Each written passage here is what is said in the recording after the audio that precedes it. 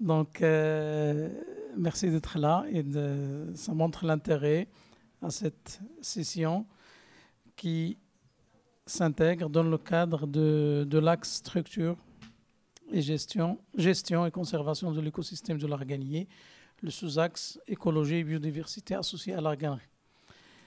Je vais modérer cette session, moi, Rachid Bouhroud de l'INRA, et cette session sera rapportée par mon collègue, c'est Abdelghani Tahiri de l'INRA également. Donc, puisqu'on a déjà fait un peu de retard, donc on va entamer directement avec la première présentation qui est intitulée « Richesse et menaces des écosystèmes des zones vulnérables de la réserve de la biosphère Arganerie », une étude sur la biodiversité et les indicateurs pédoclimatiques qui sera présentée par Tlmoudi Myriam. Et vous avez entre 15 à 20 minutes, Myriam. Bonjour mesdames et messieurs, je me présente, je suis Myriam Tlmoudi, étudiante doctorante à l'Université Qadiyad, faculté Simlalia et en collaboration avec l'Institut national de la recherche agronomique. Aujourd'hui, je vais vous présenter mon travail qui est intitulé « Richesse et menaces des écosystèmes des zones vulnérables de la réserve de biosphère Arganier, études de biodiversité et les indicateurs pédoclimatiques ». Je vous remercie pour... avant de commencer, je souhaite vous remercier de m'avoir donné l'opportunité de participer à cet événement. C'est important. Je veux aussi remercier mes encadrants, M. El Kawamimoun, Tahiri Abdelghani, Hsissou Idriss et Aïtaab Naïma. Avant de commencer, j'ai décidé de vous donner quelques généralités sur le projet dont s'inscrit mon travail, le projet DARID. DARID au développement d'arganiculture dans les zones vulnérables s'inscrit dans son contexte national par l'intégration des composantes privées dans le cadre du plan Maroc vert de la nouvelle génération Generation Green. Elle répond à l'un des engagements du Maroc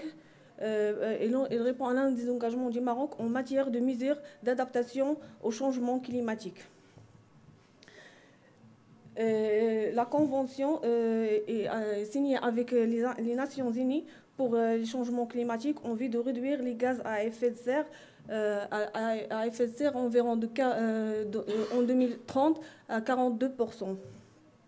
Le projet consiste à mettre en place des vergers d'arganiculture dans des terrains privés vulnérables et limitrophes de la forêt naturelle de l'Arganier par une plantation de 10 000 hectares de vergers modernes de l'arganiculture pour but de soulager la pression anthropique sur la forêt naturelle. Selon la bibliographie, les forêts des zones arides représentent environ 6% de la superficie forestière mondiale. La RBA, ou la réserve de la biosphère de l'Arganier, est déclarée comme une réserve par l'UNESCO en 1998 et principalement consiste par la population naturelle de l'Arganier. L'Arganier est fortement adapté à l'hérédité et peut servir à des périodes de sécheresse prolongée avec des précipitations annuelles comprises entre 100 et 300 mm. Cette espèce est largement répartie dans les zones arides et semi-arides et joue un rôle important dans la biodiversité de l'écosystème forestier. Concernant la biodiversité au Maroc, le Maroc est reconnu par une flore végétale très importante avec près de 5200 espèces et sous-espèces de plantes vasculaires regroupées en 150 familles et 981 espèces. Parmi les espèces de la flore marocaine, on a 900 espèces sont endémiques, et ce sont espèces qui sont des espèces aromatiques et médicinales. Suite aux différents facteurs, tels que le climat, la nature du sol, l'activité humaine, le Maroc se trouve face à la perte de la biodiversité florale dans la RBA. et en même temps à la nécessité de renforcer la conservation de cet écosystème. De ce fait, notre étude cherche à répondre aux questions suivantes. Quelles stratégies intégrées peuvent être développées pour atténuer la dégradation de la biodiversité? Comment on peut harmoniser les actions de préservation de la biodiversité avec l'importance cruciale de l'organisme pour le maintien de l'équilibre de son écosystème? Comment assurer la pérennité des services écosystémiques associés? Plus précisément, notre recherche a pour objectif d'étudier la richesse biologique de l'écosystème de la RBA, d'analyser les indices de diversité biologique afin de comprendre l'importance de la conservation de ces écosystèmes et de conserver la biodiversité et la perte subséquente des services écosystémiques. Passons maintenant à la méthodologie. Notre travail est réalisé au niveau de 2 sites, Tiznit et Essaouira. Les sites se diffèrent en termes de conditions climatiques, édaphiques et géologiques. Au niveau de chaque site, on a limité une parcelle dans la superficie de 62 500 mètres carrés. Sur cette parcelle, 2 sous-parcelles de 2500 mètres carrés ont été installés. Dans chaque de ces sous-parcelles, 2 placettes de 5 mètres x 5 mètres opposées aux extrémités, par laquelle 4 quadrats de 1 mètre x 1 mètre ont été utilisés pour déterminer les espèces et dénombrer la végétation présente. Cet inventaire a été fait au mars 2021 et mars 2023. Passons maintenant à l'indice de diversité. Le premier indice est l'indice de richesse spécifique. En termes simples, il indique le nombre total d'espèces différentes présentes dans un lieu particulier. Le deuxième indice est l'indice de Shannon. C'est une mesure utilisée pour évaluer la diversité d'une population ou d'un écosystème. Elle prend en compte la richesse des espèces présentes ainsi que leur répartition relative. Contrairement à l'indice de Shannon, on a l'indice de Sampson qui concentre davantage sur la dominance des espèces et finalement l'indice de régularité de Pilot permet d'évaluer à quel point la répartition des individus entre les différentes espèces d'une communauté est équitable. Pour la caractérisation des sols, les échantillons ont été prélevés en mars 2021 et 2023 à des profondeurs de 0 à 10 cm ou de 3 points aléatoires dans le parcelle. Parmi les paramètres étudiés, on a la texture des sols, le pH, la conductivité électrique, la matière organique, le carbone organique, l'azote total, le phosphore assimilable et le rapport carbone-azote. Pour l'acquisition des données climatiques, dont la température, les précipitations et l'humidité spécifiques, dans la période novembre-mars, on a utilisé le site web NASA. Pour l'analyse statistique, on a utilisé le logiciel R et le test d'ANOVA, le package Vegan pour calculer les indices de diversité et package Factor Miner pour l'ACP. Passons maintenant aux résultats et discussions. D'après le travail réalisé, nous avons identifié 54 espèces d'herbes, 45 genres et 18 familles. Parmi ces 5% des espèces sont endémiques au Maroc. Concernant la classification et l'identification, on a 18 familles. Sont classées, les espèces sont réparties et classées comme suivant. 24% des espèces sont des astéracées, 17% ce sont des fabacées et 9% ce sont des brassicacées. Passons maintenant aux résultats des indices de diversité. On constate que la richesse spécifique, l'indice de Shannon et la dominance sont plus élevés dans le site de Smouka en 2021 et en 2023. Concernant l'indice de Pilot, on a montré une baisse entre 2021 et 2023, signalant une réduction de l'uniformité de la répartition des espèces au fil des années. Disons, en 2021, l'indice était de 0,95, puis a chuté à 64 en 2023 à Essaouira. Les résultats climatiques montrent une différence significative entre les deux sites. Au niveau de la température, maximale, la température moyenne et l'humidité spécifique. Par contre, pour les précipitations, on a observé une diminution entre 2021 et 2023, mais il n'y a pas une différence significative entre les deux sites. Arrivons aux analyses physico-chimiques du sol. Le phosphore a une différence très significative entre les sites pour 2021. Entre 2021 et 2023, pour les 2 années et pour les 2 sites. Un moyen très élevé avec un moyen très élevé pour le site de Izaouit. Le pH a une différence significative en 2021 et en 2023 entre les 2 sites. Pour le rapport carbone-azote, on a remarqué une différence significative pour les 2 années, même si on a observé une augmentation importante au niveau des 2 sites pour l'année suivante.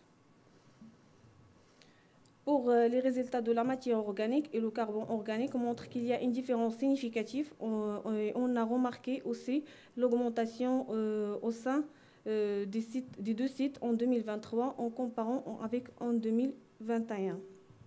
Pour la conductivité électrique, on a révélé une différence significative en 2023, sachant que pour 2021, il n'y était pas significatif. Concernant l'azote total, on a révélé une différence significative de l'azote total en 2021, sachant que pour 2023, il n'y a pas une différence significative. Arrivons maintenant à l'analyse de l'ACP, de l'analyse en composantes principales, des résultats des facteurs pédoclimatiques et les indices de la diversité.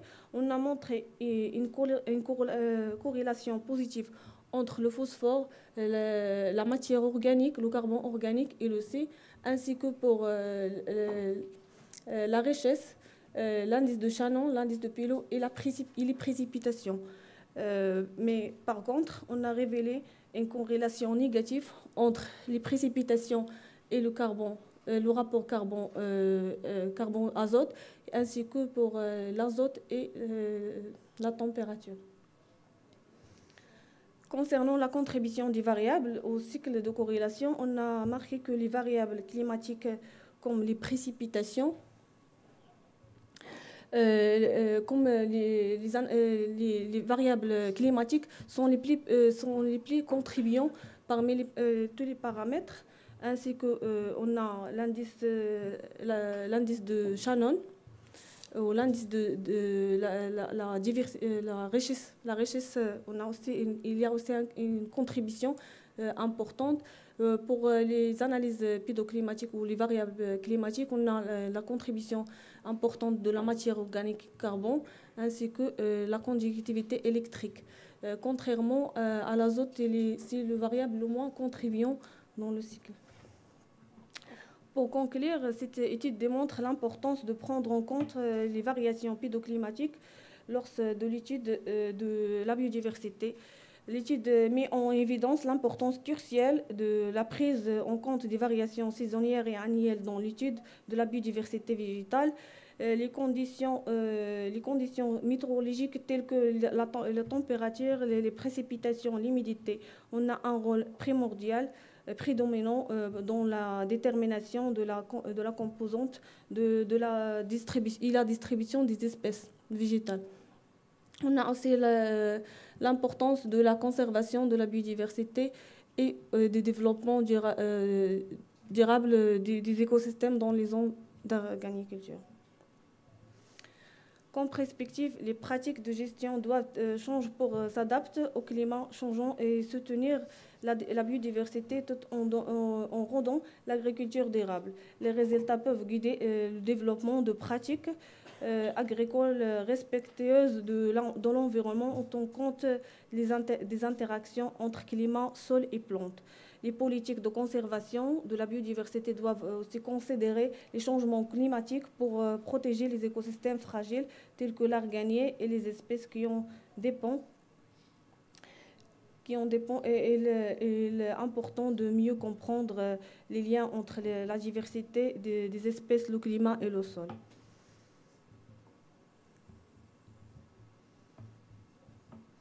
Et ainsi s'achève ma présentation. Merci pour votre attention. Je crois qu'on va laisser les questions de la discussion jusqu'à la fin. Comme ça, on va gagner du temps après. Votre présentation a mis le point sur tout ce qui est relation entre les paramètres liés au sol, le carbone, l'azote, tout ce qui est lié au sol avec l'abondance et la richesse spécifique. Chose qui est très importante dans la biosphère de l'Arganier. Ce qui est aussi important, c'est de voir l'évolution au cours de ces 2 années, 2021 et 2023.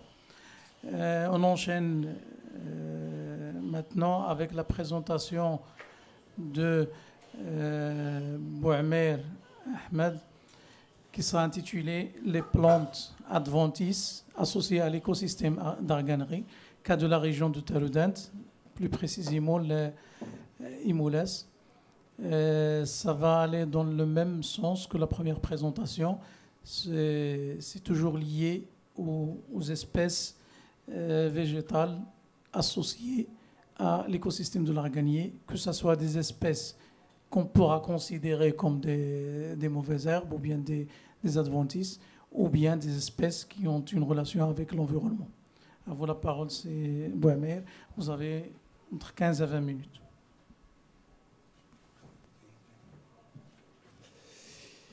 Bonjour à toutes, bonjour à tous. Chère assistance, vous me permettez de présenter le travail dans notre groupe intitulé « Les plantes adventices associées à l'écosystème Arganerie, cas de la région de Taroudant, localité Imoulès ». Le plan de ma présentation adoptera le plan UGL classique, sans se tarder.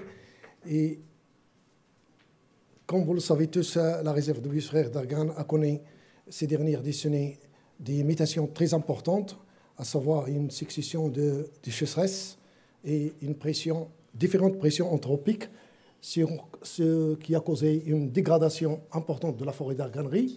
Face à cet état, l'État exactement déploie via ces groupes ou bien ces dirigeants des programmes de réhabilitation de la forêt naturelle. Ils ont ciblé pour l'objectif 2020-2040 de réhabiliter 140 000 hectares et d'installer des vergers d'Arganerie dans des zones vulnérables qui sont touchées, très dégradées, dans le cadre des programmes d'ARID pilotés par l'Agence nationale de développement des zones oisiennes et de l'Arganier et qui visent une plantation de 10 000 hectares dans ces zones-là. Et notre travail a concerné une de ces zones-là de la région du Moulès. Pardon. La région de Moulès. Donc, pour savoir que la plante d'Arganerie, c'est une plante rustique et qui est qui s'adapte aux différents stress, soit abiotiques et biotiques. Mais le développement de l'organiculture suscite de contracter certains problèmes, surtout le développement, surtout les bactéries, les champignons. Et pour développer cette organoculture, des soins particuliers doivent être adaptés pour cette organoculture et de dominer et de maîtriser l'itinéraire technique et la gestion des aléas, des bactéries, des maladies, des ravageurs et notamment un monitoring des mauvaises herbes. Notre objectif, ici exactement dans ce cas des moulins, notre objectif primaire est l'identification de toutes les plantes adventices associées à cet écosystème. Et pour ce faire, donc, je vous présente la zone d'étude qui est une région de la rhizosphère de l'Arganerie, située dans une zone monticole de Taroudant, le Had Imoulès, avec l'installation, l'Onzoa a pu installer 2 vergers d'Arganier, de jeunes plants, dont ces localités, comme la montre plutôt la photo satellitaire. Pour la méthodologie du travail, notre objectif est d'effectuer des inventaires floristiques et de savoir c'est le cortège floristique existant dans ces régions. On a pu relever des relevés dans les vergers d'Arganie, de jeunes plants, et des vergers dans la forêt limitrophe, au ce verger d'Arganie, et dans une zone interstice, zone tampon, pour faire une comparaison de ces méthodes-là. Suivant le protocole expérimental, on a pu, comme le montrent les astérix dans ce plan expérimental, on a pu relever 3 relevés floristiques dans l'équivite du jeune plant et 3 relevés floristiques sous les arbres adultes de la forêt et 3 relevés floristiques dans zone interstice, comme je l'avais dit tout à l'heure. Ici, certaines photos qui montrent l'équipe qui est en train de collecter les espèces végétales, surtout les adventices. Pour les échantillons, les plantes échantillonnées collectées, ils sont soit identifiés sur place, c'est la systématique le permet, sinon, s'il s'avère très difficile, ils sont répertoriés, véhiculés vers le laboratoire pour une ultime identification. Les résultats de notre travail, là je vous présente également certaines plantes adventices associées à cet écosystème. Le résultat de notre travail était sur la base de 754 individus. On a pu recenser 17 familles botaniques avec 55 genres et 61 espèces. Les espèces-là représentaient quelques espèces avec l'importance de la dominance dans ce site-là. On constate que la Danthus et le Pinus angustiphilus constituent en quelque sorte le cortège floristique de la région. Pour les types biologiques de ces 3 types, de ces 3 groupes recensés, on note bien que la dominance des dicotylédons par rapport aux monocotylédons et qui respectent bien la flore, la répartition de la flore nationale, surtout pour la zone tampon qui reflète en quelque sorte les pourcentages de la flore nationale. Pour ce qui est de la richesse spécifique, on note pour la diversité spécifique dans le verger d'Arganerie, on note une richesse spécifique pour la famille des astéracées et des brassicacées et des plantaginacées. Alors que la dominance des espèces en nombre d'individus, les astéracées et les fabacées, plus les rubiacées constituent la majorité des plantes adventices des vergers d'Arganerie, des jeunes plants. Pour ce qui est de la forêt, on note également pour la richesse spécifique et générique, les astéracées et les poacées et les bracacées et les fabacées sont les plus majoritaires, avec une dominance pour les individus des poacées et les astéracées et les fabacées. Pour ce qui est de la région, la zone tampon, la diversité générique dans la zone tampon, on note bien également les fabacées qui représentent une importance dans la région, surtout avec l'espèce Angustiphilus.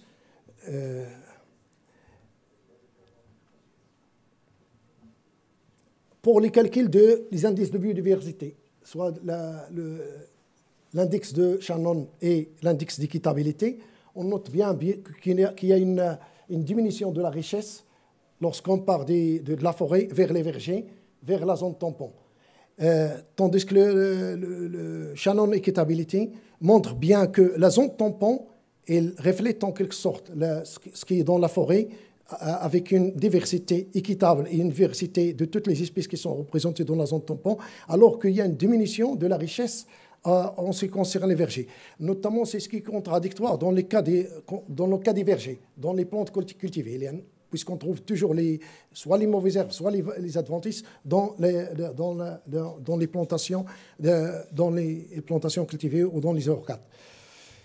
Raison que ces équivites du jeune plant, ils sont travaillés peut-être par les ouvriers lors de soit de l'irrigation, soit lorsqu'ils mettent les amendements.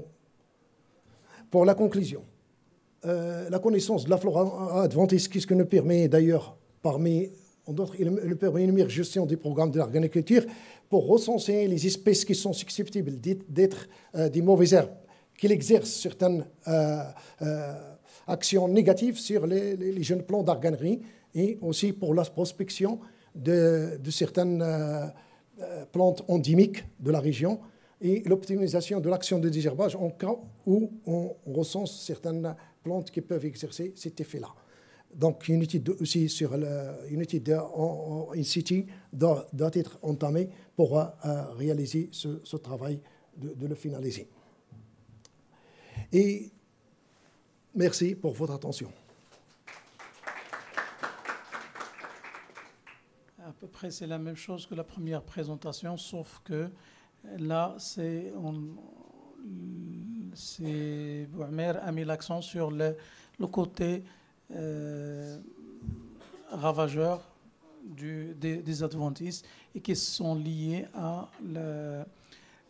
directement au verger d'arganier nouvellement planté. Donc, on va passer tout de suite à la troisième présentation de M. Oubedari Taïb. Vous avez la parole, vous avez 15 à 20 minutes. Merci, monsieur.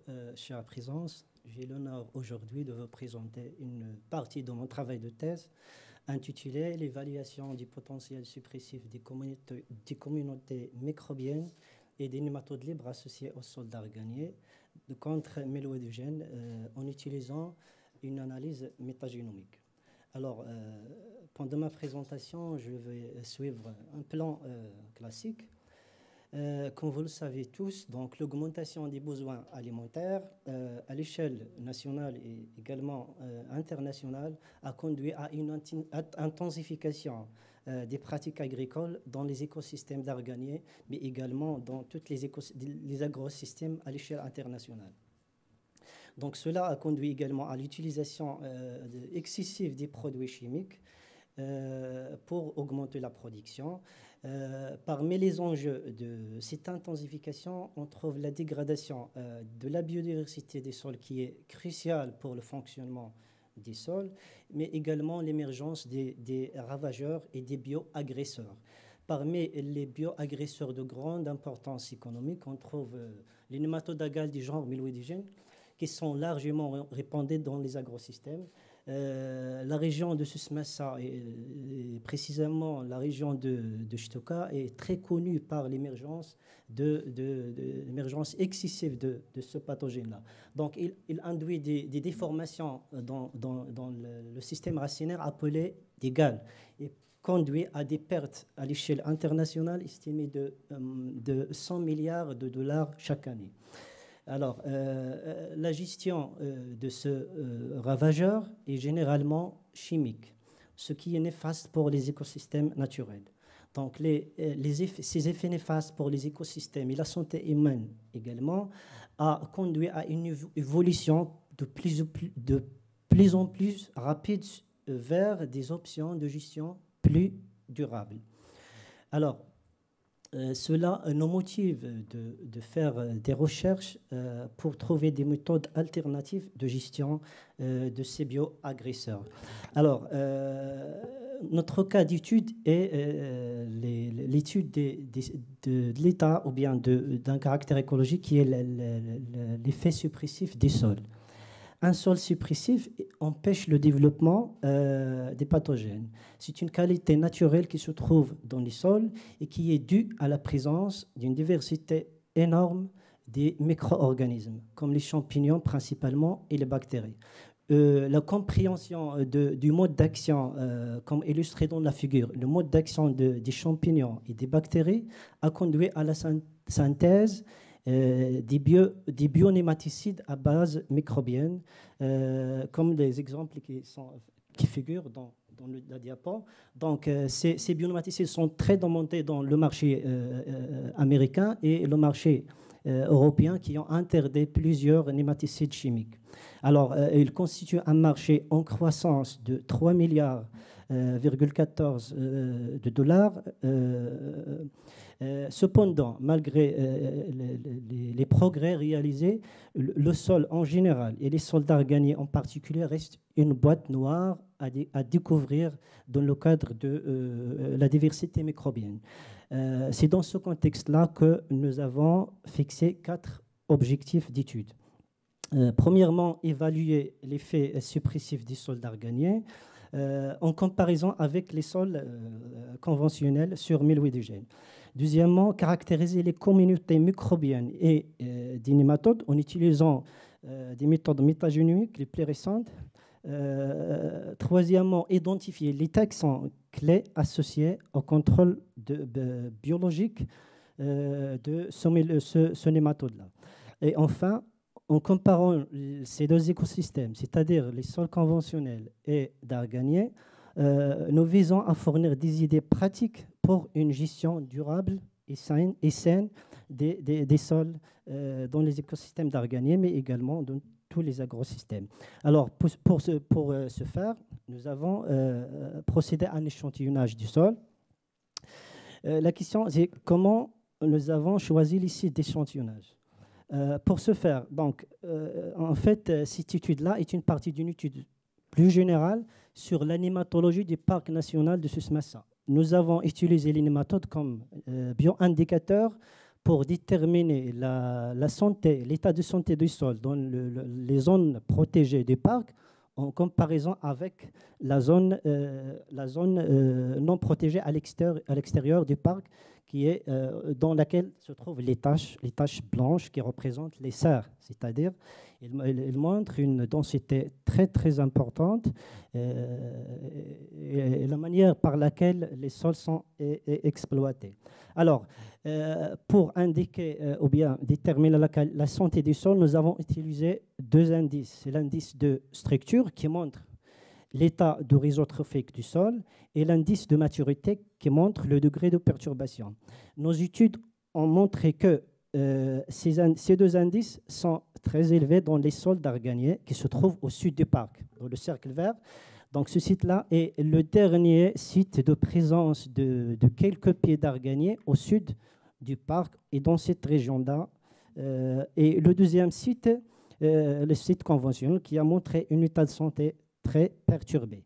Alors, après le choix de ces 2 sites, nous avons procédé à un échantillonnage. Des échantillons composites ont été prélevés dans chaque site, dans les sites d'Arganier et dans le site conventionnel. Ensuite, nous avons procédé à une extraction des nématodes. Ensuite, l'identification de ces nématodes et le comptage de ces nématodes et leur classification selon leur groupe trophique, à savoir les herbivores, les bactérivores, les fongivores, les omnivores et les carnivores. Alors, après la caractérisation des nématodes dans les deux sites, on a procédé au traitement suivant. Le sol d'Arganier a subi 4 traitements. Un sol d'Arganier non traité, un sol d'Arganier autoclavé à 50%, un sol d'Arganier autoclavé à 75%, un sol d'Arganier autoclavé à 100%. Le sol conventionnel non traité et le sol conventionnel autoclavé à 100%. C'est l'objectif de ces traitements. Le autoclavage, bien le traitement par la température va diminuer la densité des micro-organismes dans le sol. Il va donc montrer le rôle des micro-organismes dans la suppression des nématodes. Alors, avant la mise en pot de ces sols, nous avons isolé 1 gramme de sol de chaque traitement pour l'extraction d'ADN et la caractérisation métagénomique de la microbiote.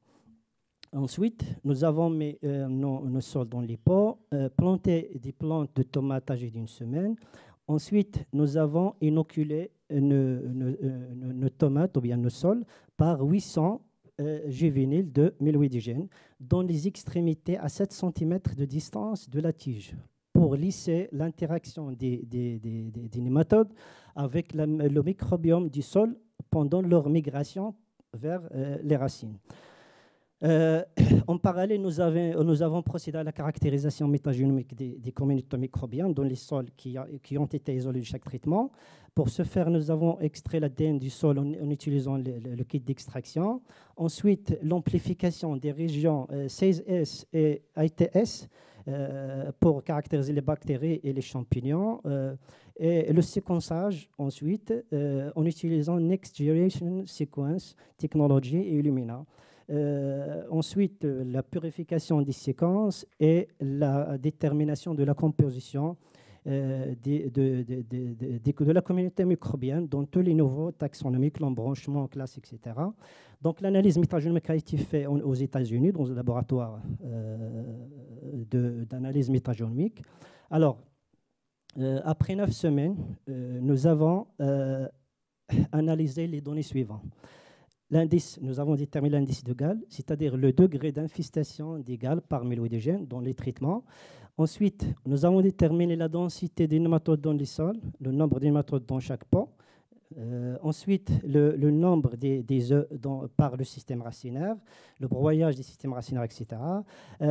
Ensuite, les paramètres de croissance des plantes, la longueur, le poids, etc. Ensuite, nous avons analysé nous avons également calculé l'effet suppressif, c'est-à-dire la population restante après 9 semaines dans les sols par rapport à la population initiale qui était 800 G2, juvéniles de méloïdogène. Nous avons fait des analyses statistiques ordinaires, la comparaison du moyen, de la NOVA, et enfin, nous avons analysé la diversité microbienne et nématophonique dans les sols dans la fin de l'expérience. Alors, comme résultat, concernant les paramètres de croissance des plantes, nous n'avons observé aucune différence significative entre les plantes, peut-être due à la durée courte, 2 mois de l'expérience. Pour les indices de pathogénicité, nous avons observé des résultats très importants. L'indice de Gall a été réduit d'une manière très significative par les sols d'arganier, NA, c'est-à-dire naturel, non traités, mais également les autres traitements du sol d'arganier ont diminué le degré d'infestation des racines. La même chose pour le nombre des juvéniles dans le sol.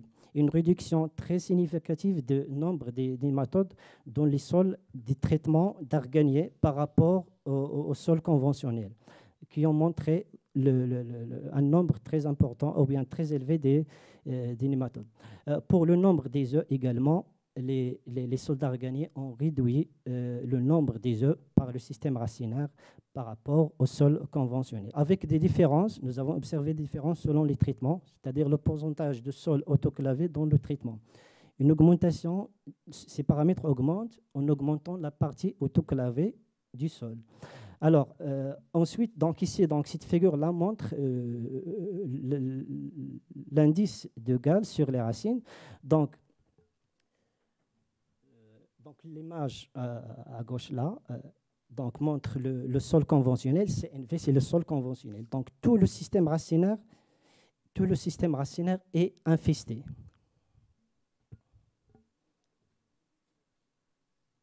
Alors, ici donc c'est les racines des plantes qui ont été cultivées dans le sol conventionnel. Vous pouvez observer ici donc le degré d'infestation, c'est-à-dire légal dans tout le système racinaire. Également, dans le sol conventionnel autoclavé, donc nous observons des galles un petit peu plus petits que le sol conventionnel autoclavé. Donc les galles sont présentes dans tout le système racinaire. En partant du sol d'arganier non traité vers le sol d'arganier 100% autoclavé, nous observons une augmentation des galles dans le système racinaire. Pour le sol non traité, quelques petits galles dans cette extrémité-là des racines. Donc, ce qui est très important, c'est que les sols d'arganier non traités ont empêché la formation ou bien l'infection des racines. Concernant l'effet suppressif, c'est-à-dire la population finale par rapport à la population initiale. NA, c'est le sol d'arganier non traité. Donc, il a réduit à peu près 80% la population initiale de milieux-indigènes. La même chose, donc 50%, environ 50% diminution de la population initiale dans le sol d'Arganier, 50% autoclavé. Par contre, ici, donc, le sol conventionnel, il a amplifié d'une manière très excessive le nombre de milieux-indigènes, ou bien le pourcentage de milieux-indigènes dans le sol, par 1319%. Également, pour le sol conventionnel autoclavé, il a amplifié le nombre des nématodes dans le sol. La question ici, pourquoi le sol conventionnel non autoclavé, donc on observe une diminution du nombre de milieux-indigènes. Si on prend l'hypothèse initiale que le microbiome, la présence de microbiome diminue le nombre des nématodes comme effet suppressif. Donc ici, la réponse, c'est qu'il y a des nématodes ou bien des micro-organismes dans le sol qui facilitent l'infestation, ou bien l'effet synergique. On parle de l'effet synergique entre des micro-organismes et les nématodes, qui facilitent donc l'accès aux racines et l'infestation. Alors, passons maintenant à la diversité des nématodes dans les traitements. Nous avons observé l'absence totale. Donc, ce que nous intéresse ici, les nématodes qui sont carnivores et omnivores, qui se nourrissent des autres groupes trophiques, à savoir milmodigènes. Donc, les prédateurs et les omnivores sont présents dans les sols d'Arganier. Tous les traitements, sauf le sol 100% autoclavé. Donc, ces nématodes sont sensibles à la température très élevée. Ils ont été éliminés. Par contre, dans les sols conventionnels, on observe donc la présence unique à 100% des bactéries, c'est-à-dire le réseau trophique dans les sols conventionnels est dégradé, caractérisé par l'absence des carnivores qui sont importants pour éliminer les nématodes agales du genre Meloidigène. Pour la diversité microbienne, nous avons pu caractériser 6770 taxons bactériennes et 558 taxons de champignons dans cette étude, avec des différences entre les traitements. La diversité microbienne la plus importante était détectée dans les sols d'Arganier. Donc, il est donc représenté dans ça, avec la diminution du nombre des taxons en augmentant l'autoclavage du sol. Donc, les champignons également, nous avons observé une diversité plus élevée dans les sols d'Arganier par rapport aux sols conventionnels. Dans tous les traitements d'Arganier, nous avons identifié 511 taxons de champignons et uniquement 159 taxons au niveau du sol conventionnel. Alors, il faut signaler que 9 ordres et 29 familles et 48 genres de champignons étaient totalement absents dans les sols conventionnels. Parmi les ordres absents dans les sols conventionnels qui sont présents dans les sols d'Arganier, on trouve les mortellales, les orbilales, les agaricales, les diversispolales, les pliosporales et deux phylums, ou bien 2 embranchements des bactéries sont absents dans les sols, sont présentes uniquement dans les sols d'Arganier, les Firmicutes et les Actinobacteria. Alors, donc, parmi ces genres-là, ces ordres, on trouve des nématodes ou bien des genres qui sont connus d'avoir l'effet nématicide ou bien des champignons nématophages. Alors, donc, cette figure résume donc les 30 espèces et les 30 genres les plus abondants dans les traitements. Alors, donc, dans le cadre rouge là, donc, on trouve des genres de champignons qui sont totalement absents dans les sols conventionnels. Ils sont presque absents dans les sols conventionnels et ils sont présents dans les sols d'Arganier. La même chose ici donc pour ces espèces-là, ils sont presque absents dans les sols conventionnels et présents dans les sols ou bien les traitements du sol d'Arganier. Pour les bactéries, la même chose, nous avons mis dans cette figure les 30 taxons ou bien genres et espèces les plus abondants dans les traitements. Donc ce cadre-là montre des taxons qui sont présents uniquement dans le sol conventionnel. Donc ces taxons-là dans le cadre rouge sont présents uniquement dans les sols conventionnels.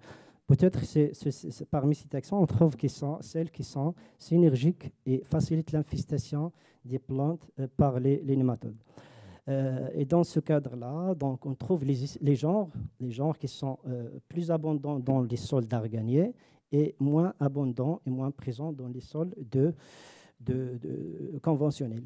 Alors, comme conclusion, cette étude a montré que les sols d'arganier du parc national du Souss-Massa détiennent un potentiel considérable pour réguler naturellement des populations de mélo-indigènes. Nos données indiquent que les sols de la biosphère d'arganier en général peuvent servir de source précieuse d'agents biologiques pour la gestion durable des nématodes phytoparasitaires. L'utilisation des pratiques de gestion des sols qui favorisent l'abondance et l'activité des micro-organismes suppressifs peuvent réduire la dépendance des nématicides chimiques. Comme perspective, donc les taxons ou bien les taxons identifiés dans cette étude seront le sujet des éléments et ensuite des tests approfondis en laboratoire pour l'ambition de les appliquer ensuite dans le terrain ou bien in vivo pour déterminer leur efficacité en tant que taxons isolés à l'extérieur de leur communauté et à l'extérieur des sols originels. Merci pour votre attention.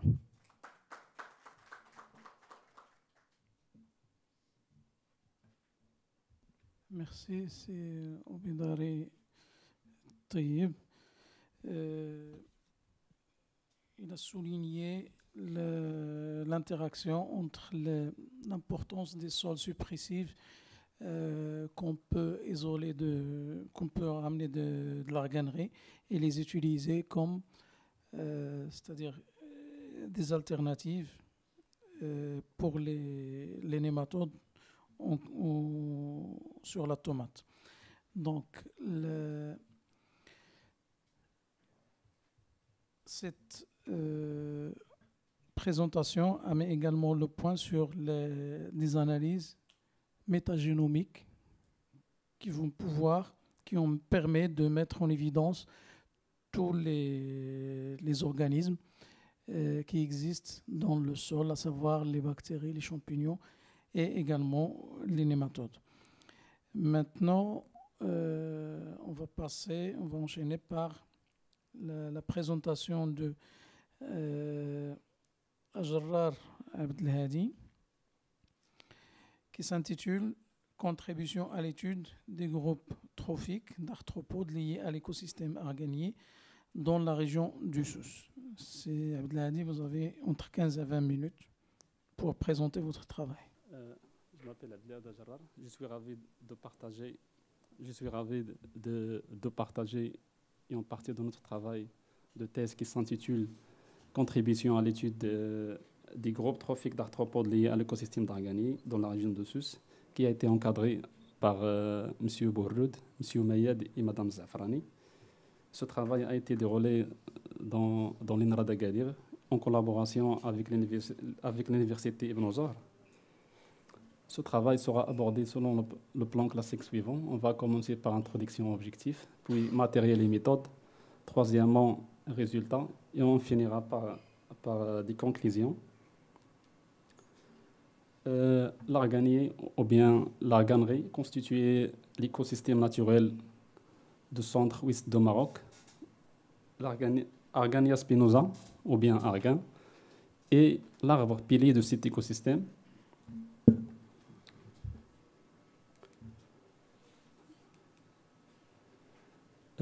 Les écosystèmes terrestres constituaient la composante essentielle de notre environnement à l'échelle mondiale. À l'échelle nationale, l'écosystème d'Arganier joue plusieurs rôles, à savoir un rôle social, économique, culturel et plusieurs rôles écologiques. Ces rôles sont assurés par le bon fonctionnement de cet écosystème, qui est assuré également par une diversité. Lorsqu'on dit la biodiversité, ça veut dire une diversité microbienne, végétale et animale. Pour ce qui concerne la diversité animale, on trouve un embranchement très important qui est les arthropodes. Ces arthropodes sont soit des insectes, des araignées, des oesopodes, des abeilles, des fourmis et des coléoptères. Ces arthropodes sont très diversifiés.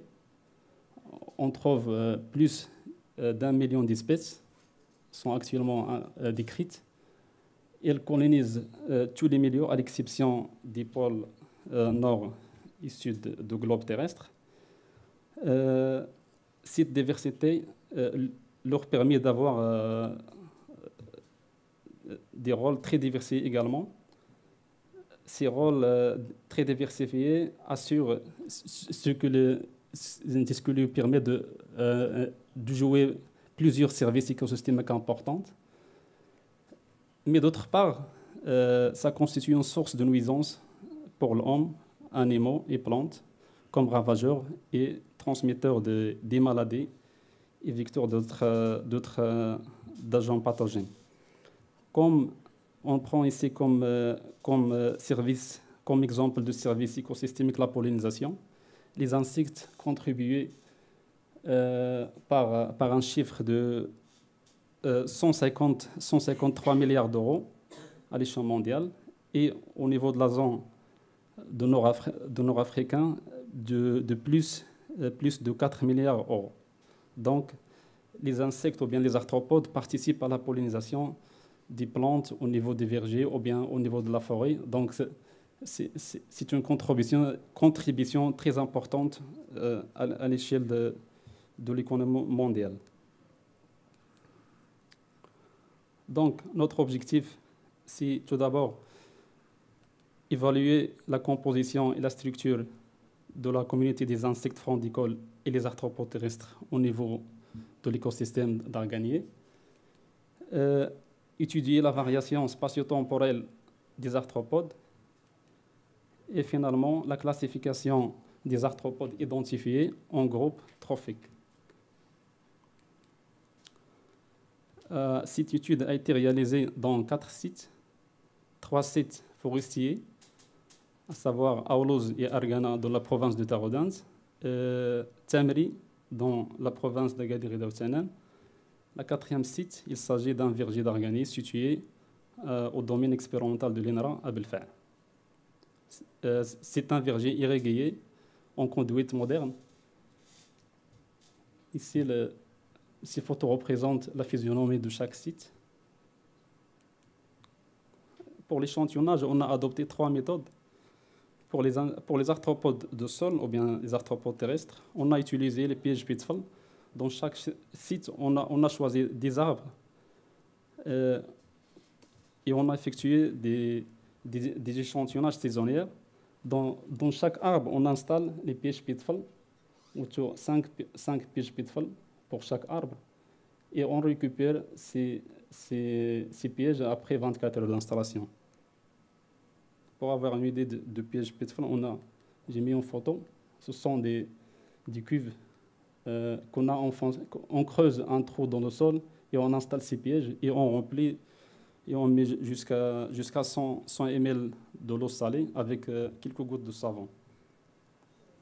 La deuxième méthode, c'est on a utilisé les pièges englués ou bien collants pour piéger les insectes frondicoles qui visitent la partie aérienne des arganiers.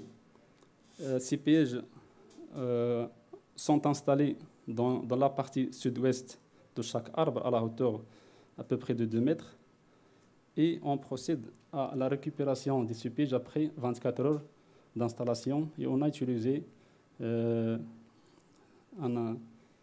panier en bois pour récupérer ces pièges parce qu'ils sont collants, donc il faut faire attention de ne pas détruire ces insectes. La troisième méthode consiste au piégeage des insectes par le filet fauchoir et un aspirateur à bouche manuel. Donc, c'est pour identifier les insectes pollinisateurs de l'arganier. Au niveau de laboratoire, on procède au rinçage et triage des insectes, des échantillons, puis la conservation dans des flacons étiquetés, puis on passe à l'identification tout en utilisant des stéréomicroscopes ou bien des loupes binoculaires, tout en se basant sur des clés d'identification appropriées. Et finalement, on a classé les arthropodes identifiés en groupes trophiques, selon la littérature disponible. Les résultats obtenus ont été analysés par 3 logiciels, à savoir PASTE, R et Statistica. Donc, ces logiciels nous ont permis d'analyser les indices de diversité. En termes de résultats, pour ce qui concerne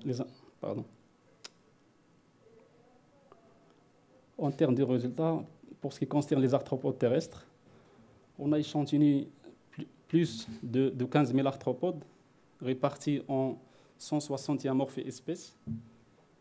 La classe des insectes est la plus abondante et la plus diversifiée. Les insectes sont représentés généralement par les espèces de coléoptères. On a identifié 51 espèces et 51 espèces des hyménoptères. Pour ce qui concerne la classe des arachnides, on a identifié 16 araignées et 14 acariens. Donc, pour la structure et la composition de la classe des insectes, on a fait une comparaison d'abondance des ordres et on voit une abondance très élevée des hyménoptères. Elle représente plus de 80%.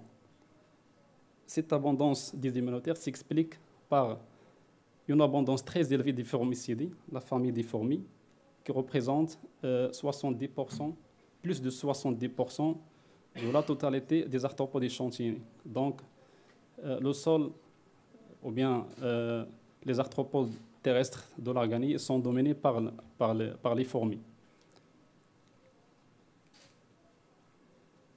Pour analyser ou bien pour étudier les variations spatio-temporelles au niveau de l'écosystème d'Arganie, on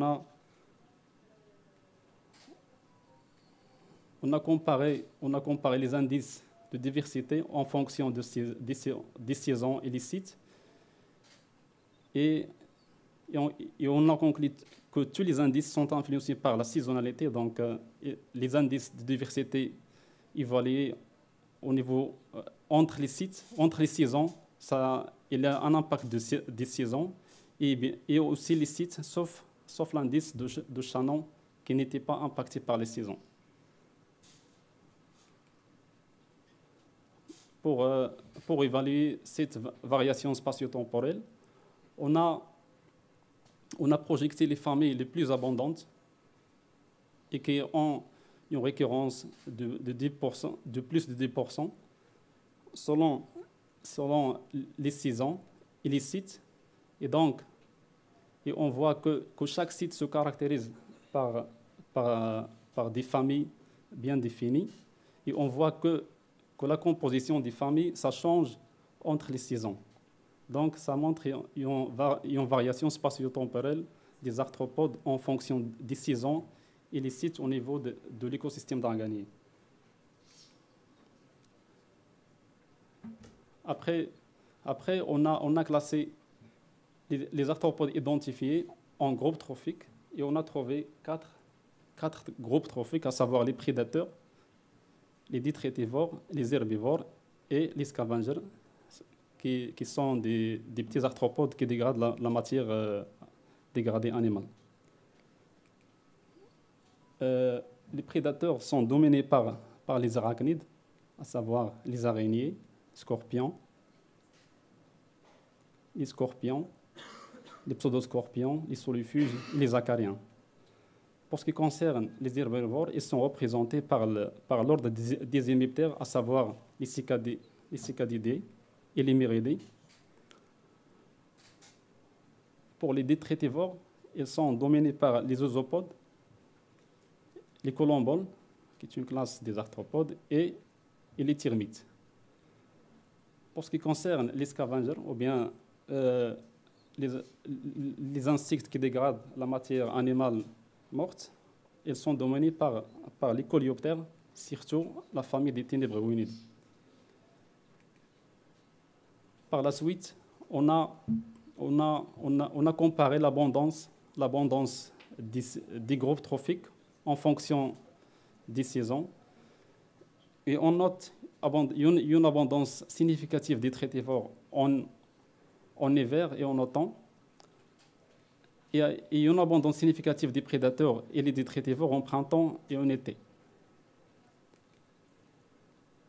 Par la suite, on a comparé la richesse spécifique des groupes trophiques en fonction des saisons, et on a déduit que les prédateurs sont le groupe le plus riche en espèces et représente une richesse hautement significative en comparant avec les autres groupes trophiques.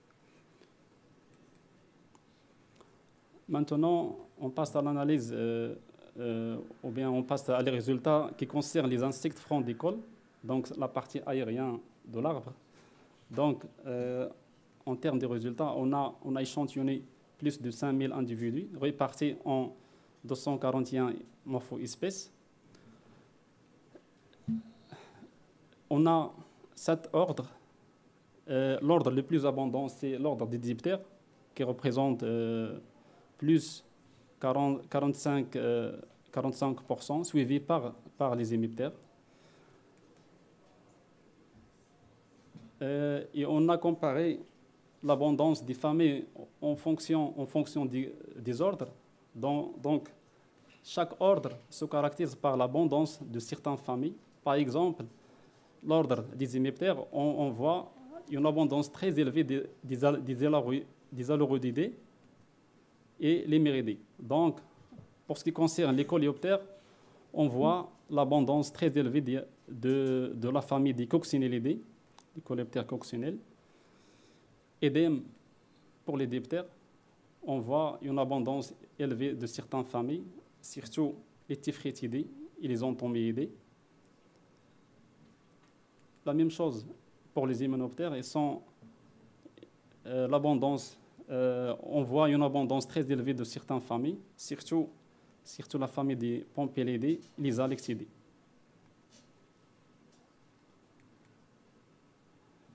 Pour étudier les variations spatio-temporelles pour les insectes frondicole, on a évalué les indices de diversité. On a comparé les indices de diversité entre les sites d'études ou bien pendant chaque saison.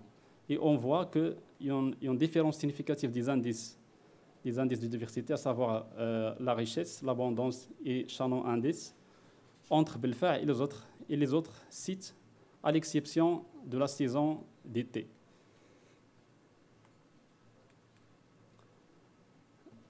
Et on a fait la même chose comme pour les insectes ou bien pour les arthropodes de sol. On a classifié les insectes frondicoles en groupes trophiques et on a obtenu quatre groupes trophiques, à savoir les herbivores, les prédateurs, les parasitoïdes et les détritivores. À partir des herbivores, on a pu identifier les pollinisateurs qui participent à la pollinisation potentielle de l'arganide. Donc, pour ce qui concerne la structure de ces groupes trophiques, on voit que les prédateurs sont représentés par les coléoptères, surtout les coccinelles, et les Chrysoperla sp, qui appartient à l'ordre des Neuroptera. Et aussi, on trouve quelques espèces prédateurs des hyménoptères, à savoir la famille des pompélidés et les syrphidés, qui sont, dont les larves participent à la prédation des autres insectes. Pour ce qui concerne le groupe trophique des parasitoïdes, il est représenté généralement par les hyménoptères, surtout la famille des Braconidae et les Chrysididae. Les herbivores, ils sont représentés généralement par les insectes diptères, à savoir les entomoïdés, agromysidés et les tifrétidés. Et aussi l'ordre des hémiptères, on voit ici les myridés et les cicadélidés. Pour les détritivores, ils sont représentés par certaines familles des diptères, à savoir les chloropédés et les mysiodés et les bibionidés. Ça c'est une famille des bibionidés. Donc, à partir des herbivores, dans notre étude, on a étudié les pollinisateurs potentiels de l'arganier et on a identifié que 43 insectes visitent la fleur d'arganier. À partir de ces visiteurs, on a identifié par un protocole spécial les pollinisateurs potentiels de l'arganier.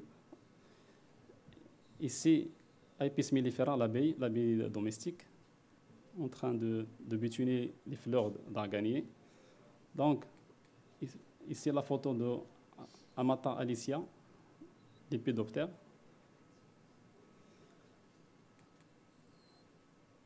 Ici une photo de Eristalinus cyaeniops, diptère syrphidé, qui butine aussi les fleurs d'arganier. Ici, une forme de Componitus qui butine aussi, qui est en train de manger ou bien de sucer le nectar des fleurs, mais ce ne sont pas des vrais pollinisateurs de l'arganier. Une espèce de coléoptère aussi, qui est en train de visiter les fleurs. Et les Calophoridae, qui sont une famille de diptères. Donc, à partir de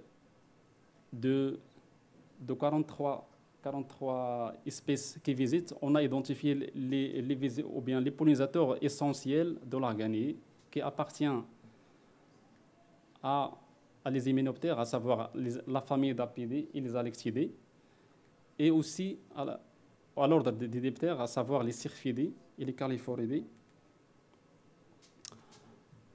On a également comparé l'abondance des groupes trophiques en fonction des saisons et on déduit une abondance significative des herbivores pendant les 4 périodes d'échantillonnage. En termes de conclusion, on conclut une diversité importante des arthropodes associés à l'écosystème d'arganier. Au niveau terrestre, on a identifié 161 morpho-espèces, une abondance et diversité importante des insectes, abondance et diversité élevée des coléoptères, notamment la famille des ténébroïdés, qui représente les détritivores et les scavengers, qui contribuent à l'amélioration du sol sous les arganeries. Abondance et diversité élevée des hyménoptères régulateurs, les formicidés, qui sont omnivores, et les parasitoïdes également. Acariens et araignées sont les 2 ordres les plus abondants et diversifiés des arachnides, représentés par des familles à haut potentiel de prédation comme la famille des phytocidés, les Dysderidés et Aginelidés, 4 groupes trophiques prédateurs, détritivores et herbivores, et les scavengers également. Au niveau frondicole, on a identifié 241 morpho-espèces. On a noté, ou bien on déduit une abondance élevée des hémiptères et les diptères, abondance relative élevée de certaines familles, à un tas potentiel herbivore qui présente un danger potentiel en cas de déséquilibre induit par les activités anthropiques, une diversité importante des hyménoptères qui contient plus d'ennemis naturels et pollinisateurs potentiels à valoriser et à préserver. Les pollinisateurs potentiels de l'arganier sont Apis mellifera, les Alectidés, certaines espèces qui appartiennent à cette famille des hyménoptères, et les Syrphidés et les Califoridés. Ce travail a été valorisé par la publication de certains articles.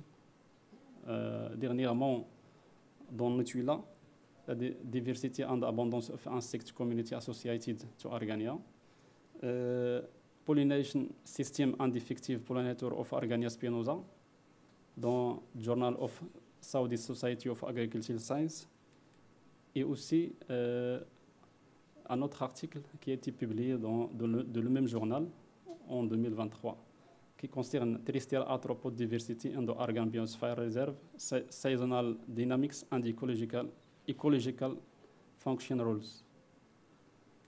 Merci pour votre attention.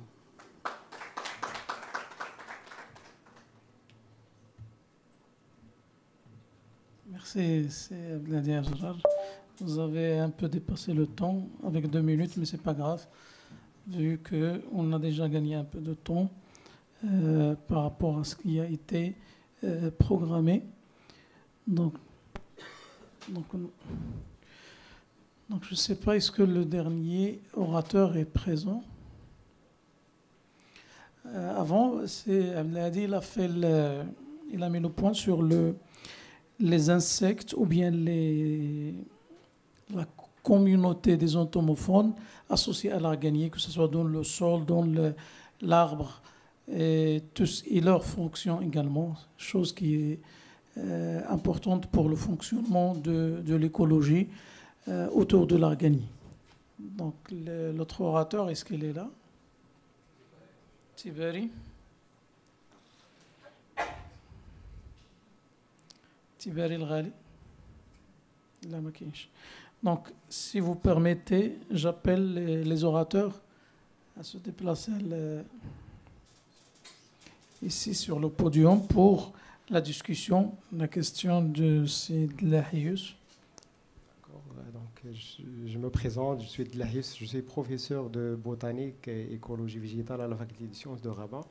Donc, j'ai 2 remarques concernant Madame Tlmoudi Mriem et Sibou Amir. Donc là, c'est par rapport à tout ce qui est approche méthodologique utilisée. Donc moi, j'ai des réserves à ce propos-là parce que normalement, je vois que c'est un problème de conception, tout ce qui est protocole expérimental.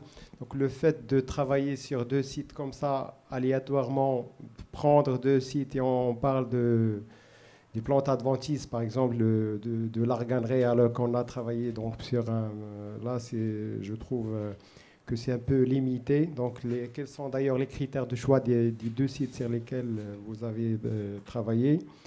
Les critères, donc, est-ce que vous avez pris en considération tout ce qui est critères écologiques? Parce que, sachant que la végétation change, même si on change l'exposition, le cortège floristique de l'arganier, il va changer l'aspect génétique. Donc, il y a pas mal d'aspects, à part que l'aspect climatique et pédologique. Donc, ça, d'une part. Et puis, la même chose pour la période. 2 ans, ce n'est pas vraiment suffisant. Même sur le plan statistique, on parle au moins une durée de 30 ans. Il a été déjà soulevé ce matin. Donc, c'était une remarque qui m'a concerné. Donc 2 ans, ce n'est pas vraiment suffisant pour appréhender l'impact des climats sur la biodiversité. Donc vraiment, il faut au moins avoir une durée de 30 ans. Donc la même chose pour les plantes adventices. Donc un site, ce n'est pas vraiment suffisant.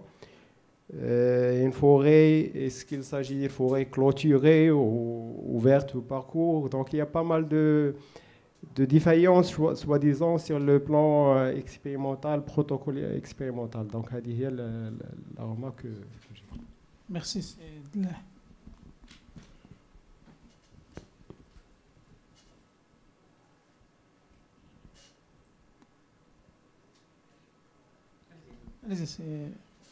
Donc, je me présente, je suis Bousselim Youssef, je suis un doctorant à la faculté des sciences de Rabat. Donc, mes remarques s'adressent aux 2 premières présentations, celle de Tlmoudi Mriem et Bouamer Ahmed. Mis à part les remarques relevées par professeur Dlahi, moi j'ai quelques remarques sur les graphes. Les graphes pour la présentation des résultats. Alors, pour Madame Tlmoudi, Vous avez présenté les résultats de comparaison des indices de biodiversité, y compris l'indice de Shannon-Wiener et l'équitabilité, ou bien la régularité. Vous l'avez nommé la régularité. Alors, et vous avez fait ça sur des graphes en polyline. En polyline, sachant que vous avez 2 années et 2 sites. Et vous avez présenté une évolution en polyline, un graphe en polyline pour comparer les 2 sites à 2 années différentes. Et ce qui n'est pas du tout approprié. D'accord ? Alors, c'est juste une remarque, c'est pas pour vous dire que le travail n'est pas bien, c'est pas ça, mais c'est juste pour la présentation graphique. C'était beaucoup plus mieux un graphe en polybar, un graphe en barre, avec les sites, et au niveau de chaque année, comparer les 2 sites à 2 années différentes en graphe en barre. Parce que le polyline, ça c'est juste pour l'évolution d'un phénomène, que ce soit au cours du temps, ou bien dans un gradient, que ce soit un gradient d'un facteur, ou bien... C'est compris, d'accord. Donc, la deuxième remarque, c'est pour Si Ahmed. Si Ahmed, c'est juste pour... vous avez fait la différenciation pour les dicotylédones, monocotylédones, d'accord, pour les espèces que vous avez trouvées dans les 2 sites. Et c'est juste question de termes, de nomination. Il ne s'agit pas de type biologique. Alors les types biologiques, monocotylédones, dicotylédones, il ne s'agit pas de type biologique. Les types biologiques sont les phanérophytes, les hétérophytes, etc. D'accord ? C'est juste les termes. Et sinon, merci beaucoup pour les présentations. Ça a été très utile. Merci. Merci, c'est Moussalim Youssef de la faculté des sciences de Rabat. Alors, est-ce qu'on entend? Allez-y, Tlamoudi. Bonjour, pour la question de M. Dahi Youssef concernant les critères de choix des sites. Les sites, ce sont des sites de plantation de l'organiculture qui étaient choisis par l'ONZOA à base de... Ce sont des zones vulnérables. Donc la plantation a été faite dans des zones vulnérables. Donc par des choix aussi, on a l'INRA. L'INRA choisissait 6 sites. La totalité du travail a été faite sur les 6 sites. Dans cette communication, on a juste présenté 2 sites. La durée de travail a été faite pendant 3 ans. C'est la durée de projet, donc je ne peux pas faire pour plus de temps. Et pendant cette durée, on a fait 3 fois. Donc en mars 2021, mars 2022 et mars 2023. La difficulté, par exemple, en mars 2022, c'est d'identifier les espèces parce que vraiment, on a des précipitations minimales, donc on n'a pas de diversité vraiment pour dire ça, on a telle ou telle espèce. C'est ça les contraintes. Donc pour ces 2 questions. Pour la question. Je ne crois pas qu'il y ait une question qui m'a été destinée, mais en réalité, j'aimerais rebondir sur ce qu'a dit le professeur, pardon, j'ai oublié le nom, en ce qui concerne les études qui s'étalent pendant une trentaine d'années. Là, il ne s'agit pas des études phytosociologiques, plutôt. Pour les études physiologiques, ils ont été faites sur toute la totalité de la nation. Il y a des ouvrages de la flore nationale qui ont été dressés depuis la période coloniale jusqu'à présent. Et il y a une base de données qui a été établie. Là, ce qu'on cherche tout d'abord, c'est s'il y a des espèces, est-ce qu'on peut, par exemple, recenser certaines espèces qui s'ajoutent endémiques, ou bien, non, ce que nous concerne dans notre étude, c'est de voir des espèces susceptibles d'être des mauvaises herbes. Pour dire qu'une adventice est mauvaise herbe, c'est pas aussi aisé, c'est pas aussi facile. C'est l'objectif de l'étude. En ce qui concerne, merci bien de soulever aussi les types biologiques. Oui, au lieu d'écrire type, j'aurais dû écrire les structures biologiques. Parce qu'on a fait aussi les études des types biologiques qui existent sur le terrain, soit des phanérophytes, soit des microptéophytes, et tous les types, vivaces et annuels. Merci. Merci.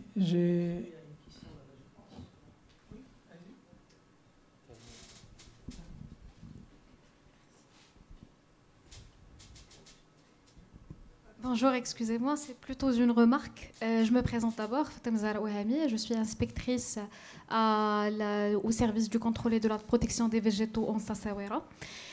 Par rapport au dernier exposé, vous avez relevé la catégorie des insectes qui sont phytophages.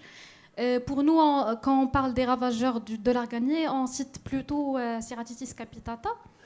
Et jusqu'à maintenant, alhamdoulilah, il n'y avait pas d'incidence économique qui nécessite une intervention. Mais j'aimerais bien, si vous pouvez davantage délimiter les espèces phytophages qui attaquent les forêts d'arganerie pour qu'on puisse se préparer dans ce volet avant qu'on ait trouvé dans une situation où il y a une apparence d'une espèce qui va poser des problèmes futurs. Merci. Une à deux questions assez obédari. La première, j'ai pas compris quelle est la différence entre un sol conventionnel autoclavé et NA autoclavé.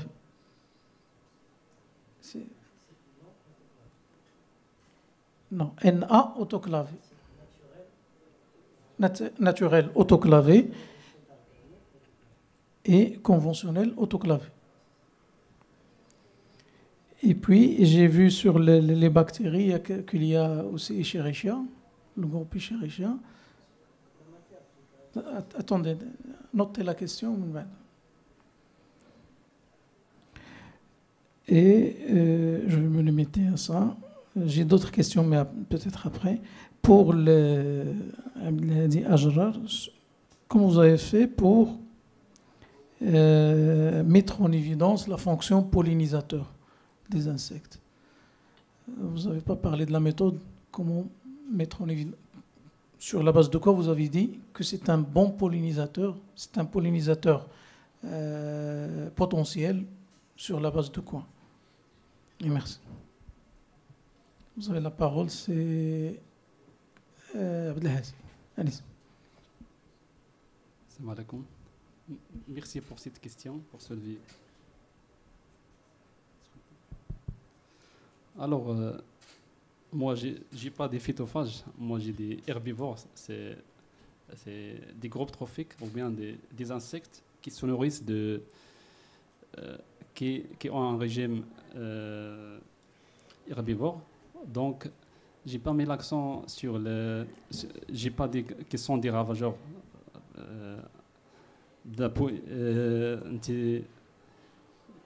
D'après mon expérience et mes visites que j'ai effectuées pendant à peu près 5 ans de sorties ou bien d'investigation, il n'y a pas vraiment des ravageurs potentiels pour l'arganier.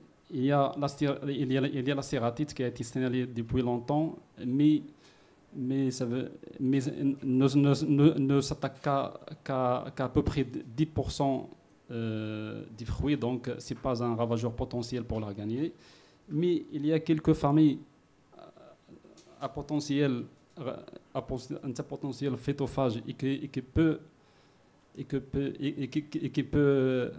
présente un risque de ravageur, à savoir les pucerons. On a pas mal. On a recensé pas mal d'espèces de pucerons, les aleurodes aussi. On a les myridés, la famille des myridés, les pentatomoïdés, ce sont des herbivores qui peuvent être des ravageurs. Mais pour l'arganier, on n'a pas vraiment constaté qu'ils sont des ravageurs potentiels.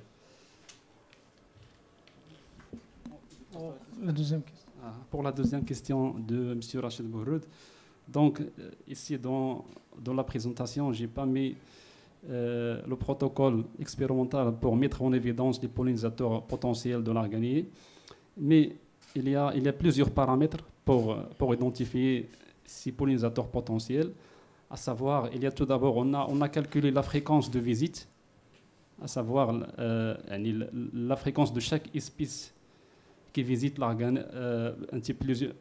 On a échantillonné, on a choisi 8 arbres dans chaque site et on a effectué des visites. Pour chaque arbre, on s'arrête devant chaque arbre et on calcule le nombre de visiteurs de chaque espèce pendant 15 minutes. Donc, à partir de ces calculs, on calcule la fréquence de visite de chaque espèce.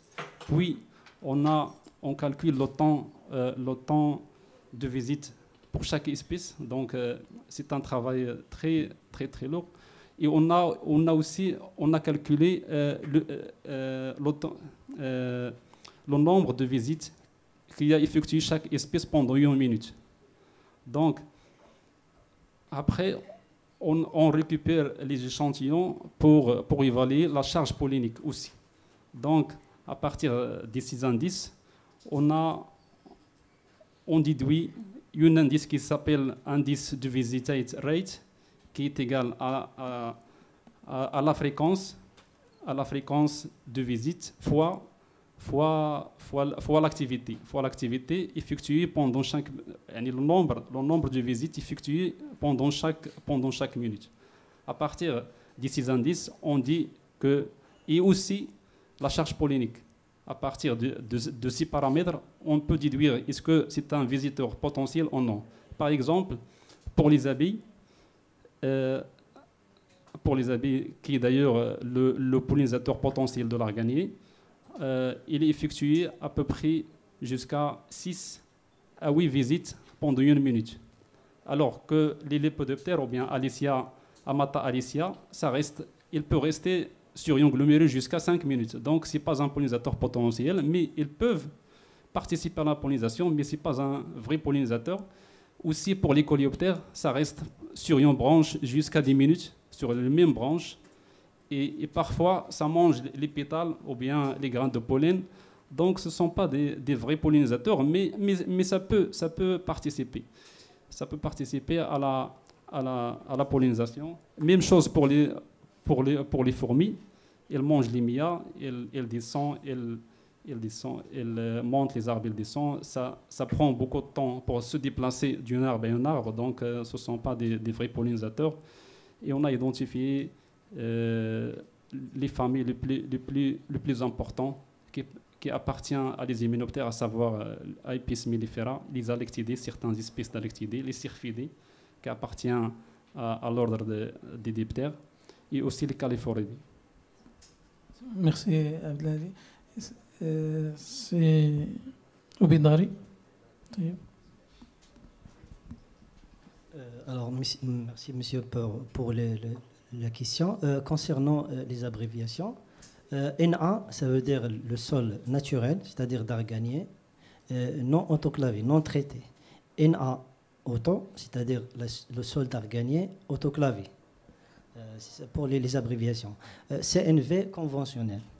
Alors, pour la présence des chercheurs collés dans les résultats, donc c'est une remarque très, très intéressante.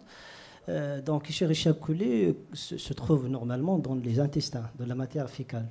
Donc, l'échantillonnage a été fait dans une région très proche de la population, sous des arbres, dans la rhizosphère des arbres d'arganier. Donc, il y a les mouvements de la population, des animaux, etc. C'est ça, peut-être. Donc, la différence entre conventionnel autoclavé et naturel autoclavé, c'est quoi la différence? Conventionnel, c'est un sol conventionnel. Conventionnel autoclavé. Autoclavé, c'est-à-dire. Et naturel autoclavé. Naturel autoclavé, c'est le sol d'arganier autoclavé. Autoclavé. Conventionnel, il est autoclavé. Le sol conventionnel. Donc, autoclavé. Normalement, il va y avoir rien sur les deux sols si on a fait l'autoclavage. Normalement, mais la méthode, donc j'ai discuté ça dans l'article qui est en cours de publication. C'est la technique qu'on a utilisée, l'autoclave n'élimine jamais l'autoclave pour la méthode utilisée dans les sacs en plastique, n'élimine pas le microbiome du sol.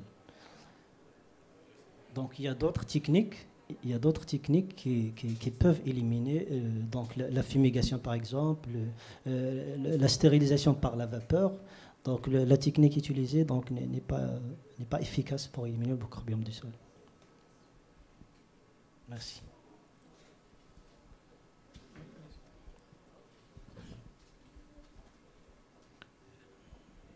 Merci.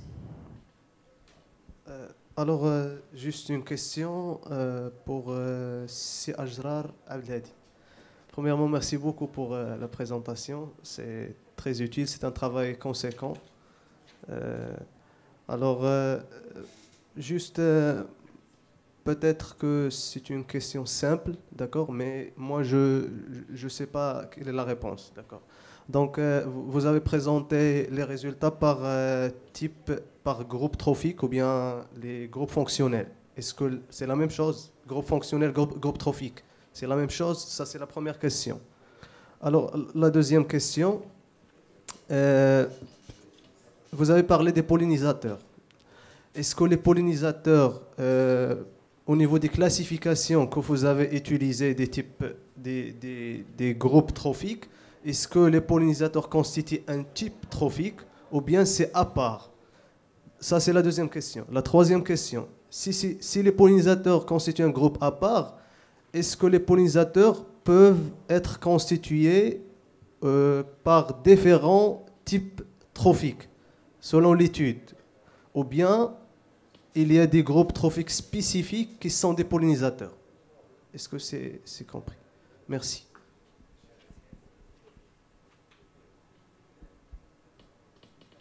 Merci pour ces questions qui sont très pertinentes. Alors, pour la première question qui concerne la différence entre... Non, ce n'est pas évidemment. Le groupe trophique, ça veut dire le régime alimentaire, la fonction...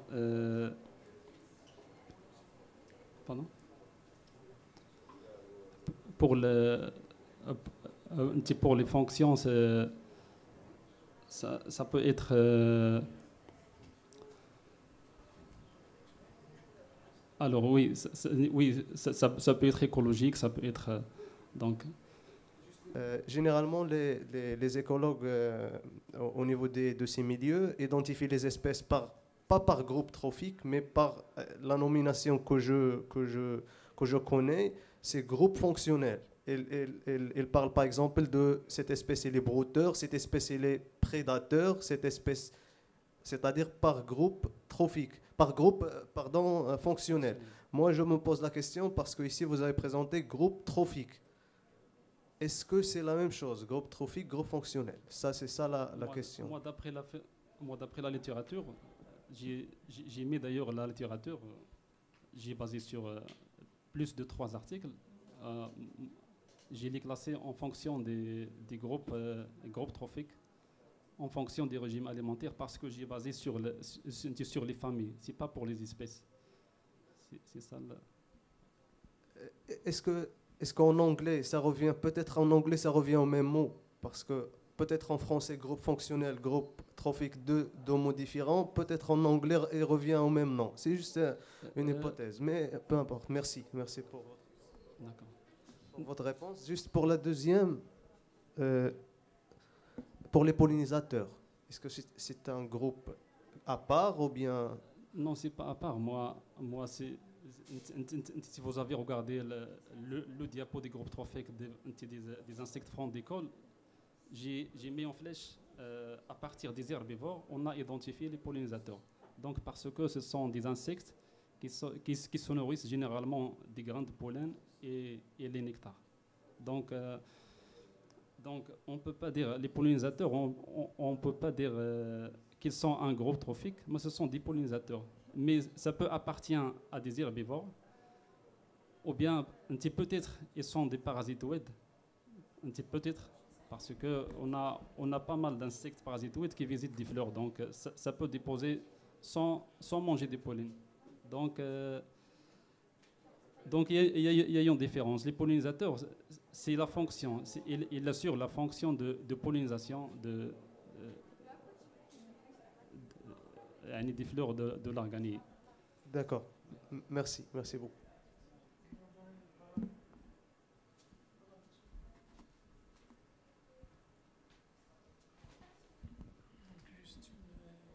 Une remarque pour c'est au Binare. Normalement, on fait pour le sol, ce qui est recommandé, c'est la tandalisation. Pour être sûr qu'on n'a pas d'organisme au niveau du sol, pas l'autoclavage ou bien la stérilisation à l'autoclave, il se fait pour un milieu de culture, pour la verrerie, pour tout ce qui est matériel. Pour le sol, on fait normalement la tandalisation. Ça veut dire quoi? C'est de faire... En fait, c'est ce que vous avez dit tout à l'heure, c'est il y a la vapeur. Donc on fait la stérilisation du sol à une température supérieure à 120 pour une période donc, de 1 heure ou bien 30 minutes. Puis après, on laisse le sol reposer et on refait la même chose 2-3 fois. C'est ce qu'on appelle la tandalisation. Pour les ravageurs de l'arganier, je suis obligé de répondre à l'ONSA. Donc, en fait, il y a un tableau des ravageurs potentiels de l'arganier qui a été, vous pouvez le consulter au niveau du référentiel technique de l'arganier. C'est là où il y a les ravageurs, que ce soit insectes, maladies, champignons. Jusqu'à maintenant, il n'y a pas de nématodes, mais il y a une liste qui a été donnée et qui a fait l'input pour le référentiel technique. Mais pour une autre partie de l'étude de Abdelhadi, c'est que il fait pas l'essai, c'est-à-dire il trouve pas les dégâts, mais il cherche sur la bibliographie tous les insectes qu'il trouve sur l'arbre ou bien sous l'arbre, dans le sol. Il voit sur la bibliographie quelle est sa fonction, quel est son rôle. Est-ce qu'il a été déclaré comme ravageur ou non? Donc c'est ce qui a été fait. Mais pour la liste des ravageurs potentiels, ça a été communiqué. Il y a les pucerons, il l'a dit. Il y a une cochenille. Il y a les alérodidés, une famille une mouche. Et ce sont tous des espèces qui ne sont pas des espèces de quarantaine. Donc pour vous rassurer, ce n'est pas des espèces de quarantaine. Donc, d'ailleurs, on ne peut pas, si c'est un travail sur une espèce de quarantaine, on déclare sur les voies administratives, on ne le déclare pas par des voies de congrès, c'est-à-dire de communication scientifique. Donc, je vais donner un communiqué. Et je vais donner un communiqué avant de passer aux recommandations. Donc, la pause café aura lieu à 16h30. Donc, on est déjà en avance. Donc, les tables rondes seront, on va les commencer à partir de 17h. Vous pouvez vous référer au programme, mais il y a 3 sites pour les tables rondes. Dar Soueri, Beit Dakira, Hôtel Atlas. Et bien sûr, la navette est assurée vers l'Hôtel Atlas. Et puis l'entrée de l'ancienne Médina, Bab Sbeh. Pour participer aux 2 tables rondes, Dar Soueri et Beit Dakira, l'horaire des tables rondes, des 3 tables rondes, c'est à partir de 17h à 19h. Et le retour sera assuré pour Beit Dakira et Dar Soueri à partir de Bab Sbeh à 19h. Bon, là, on devra passer aux commentaires. Aux recommandations. Merci.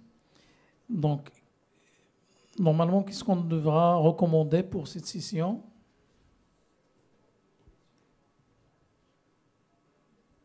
Est-ce que vous jugez important à recommander pour cette session qui va passer aux organisateurs et bien sûr, après, elle va être publiée pour le grand public? Alors, il y a une présentation qui est absente et les autres présentations les 2 premières présentations sur la diversité il devra être généralisé sur toute la RBA. Donc, ce travail a été fait, mais sur la présentation, ils n'ont fait qu'une partie. Bon, je comprends les étudiants, c'est-à-dire le travail n'a pas encore été publié, donc ils ont intérêt à... Donc, on devra le mettre comme recommandation puisque ça n'a pas été. Pour les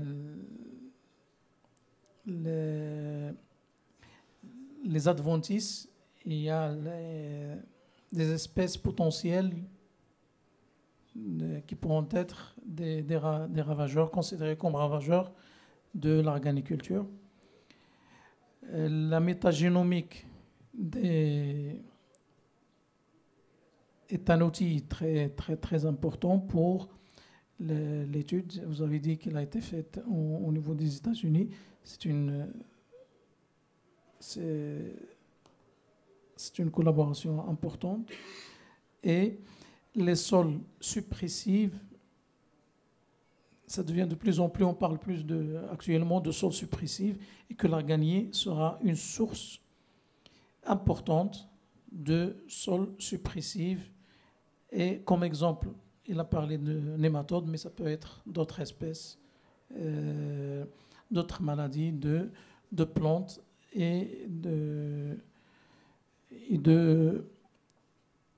c'est-à-dire toutes les maladies qui sont liées au sol. Je vais juste donner et puis je vais vous donner la parole. Je vais juste donner une remarque, une recommandation concernant le travail de Jarrar Abdelhadi. Donc, ce qui est important, c'est que, comme recommandation, il faut encore pousser les études sur les différentes espèces, ou bien de passer de la famille aux espèces pour donner de l'importance à tout ce qui est fonction écologique. La première fonction écologique qui est la pollinisation. Pour votre information, donc Abdelhadi n'a pas insisté sur le point, c'est le premier travail sur les pollinisateurs de l'arganie. Avant, on ne savait pas quels sont les pollinisateurs de l'arganie. Est-ce que c'est l'abeille, est-ce que c'est autre chose? Donc c'est le premier travail qui a été fait sur les pollinisateurs de l'arganie. Comme vous le savez, l'arganie, c'est 80% de pollinisateurs. De la pollinisation, c'est les insectes. Il y avait un travail qui a été fait fin des années 90, NERD, 1998. Il a parlé d'un pollinisateur, mais au Maroc, le premier travail qui a été fait sur les pollinisateurs, si on voulait passer à l'organiculture, il faut qu'on connaisse les pollinisateurs. C'est un besoin de conduite technique. Et vous avez la parole si vous avez des recommandations. Merci beaucoup.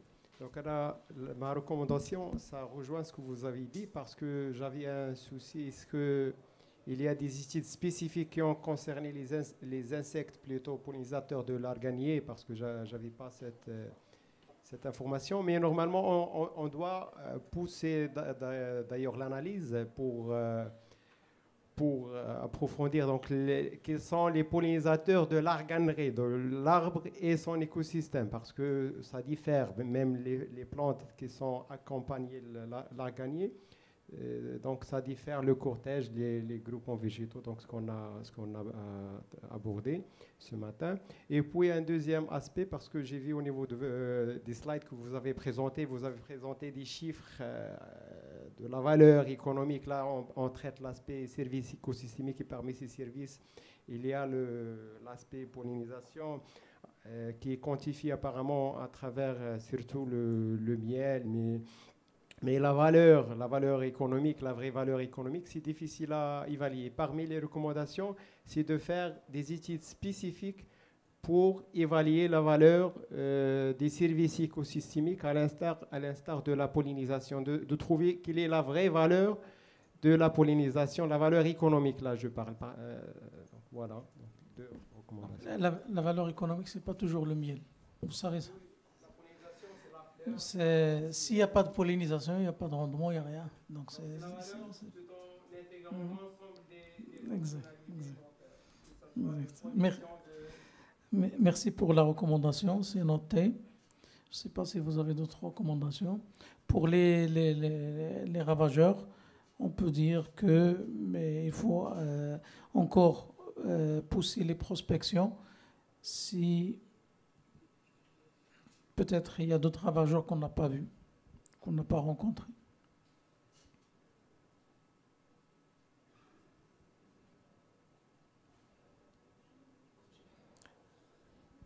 J'espère qu'on n'a pas oublié une recommandation.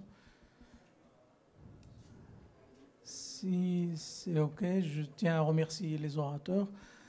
C'est Abladi, c'est Ajrar, Ahmed Bouameir, Oubindari Taïb, Tlemoudi Mariam, et ainsi que les discussions qui ont été très constructives. Et ça ne permet que améliorer ce qui va se faire après dans tout ce qui est programmation de recherche et tout ce qui est planification de recherche associée à l'organie et l'organiculture. Et sur ce, on va clore cette session et merci pour votre attention.